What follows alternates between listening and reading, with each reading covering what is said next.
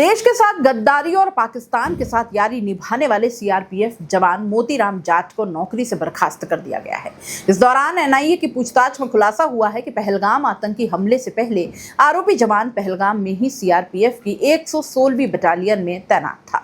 उसका हमले से 6 दिन पहले ही ट्रांसफर हुआ था। सोमवार को एनआईए ने उसे दिल्ली से गिरफ्तार कर एक विशेष कोर्ट में भेज दिया, जहां से उसे 6 जून तक एनआईए की हिरासत में भेजा गया है। एनआईए लगातार सीआरपीएफ जवान से पूछताछ कर रही है। एनआईए की पूछताछ में सामने आया है कि पाकिस्तान के लिए जासूसी करने वाले सीआरपीएफ जवान मोतीराम जाट आतंकी हमले से पहले पहलगाम में ही सीआरपीएफ की 116वीं बटालियन में तैनात था। इंडिया टुडे की रिपोर्ट में सूत्रों के हवाले से यह दावा किया गया है कि 22 अप्रैल को हुए आतंकी हमले से ठीक 6 दिन पहले ही उसका ट्रांसफर हुआ था। इस हमले में पाकिस्तानी आतंकियों ने पहलगाम में घूमने आए करीब 28 पर्यटकों की जान ले ली।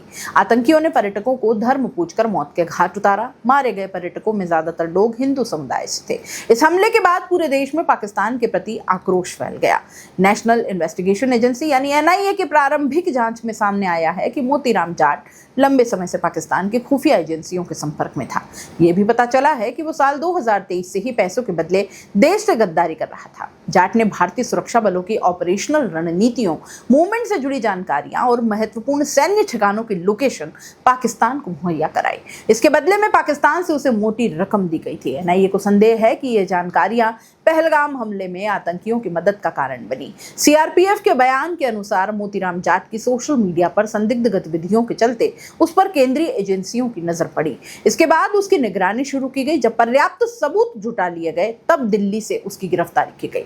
सीआरपीएफ ने बताया कि उसे 21 मई से सेवा से बर्खास्त कर दिया गया है और आगे की जांच के लिए एनआईए को सौंप दिया गया है। दूसरी ओर एनआईए अधिकारियों ने बताया कि आरोपी सीआरपीएफ जवान मोतीराम जाट से पूछताछ की जा रही है ताकि यह पता चल सके कि उसने अब तक पाकिस्तान को क्या क्या गोपनीय जानकारियां दी है और वो किन किन पाकिस्तानी एजेंट्स के संपर्क में था।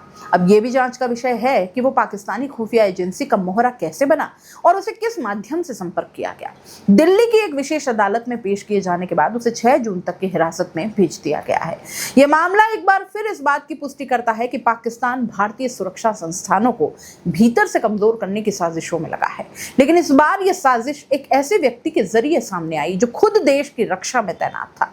सीआरपीएफ और केंद्रीय एजेंसियों की सतर्कता के चलते समय रहते इस राष्ट्र विरोधी गतिविधि का भांडाफोड़ किया जा सका। सीआरपीएफ जवान की गिरफ्तारी सुरक्षा एजेंसियों के लिए एक बड़ी चेतावनी है कि आंतरिक सुरक्षा के लिए केवल बाहरी खतरों से निपटना ही पर्याप्त नहीं है, बल्कि भीतर बैठे संभावित गद्दारों की पहचान भी उतनी ही जरूरी है।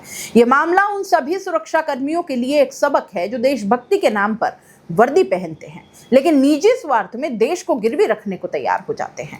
आप इस पूरे मामले को कैसे देखते हैं, अपनी राय कमेंट बॉक्स में लिख भेजिए। जाते जाते चैनल को लाइक, शेयर और सब्सक्राइब करना मत भूलिएगा। नमस्कार।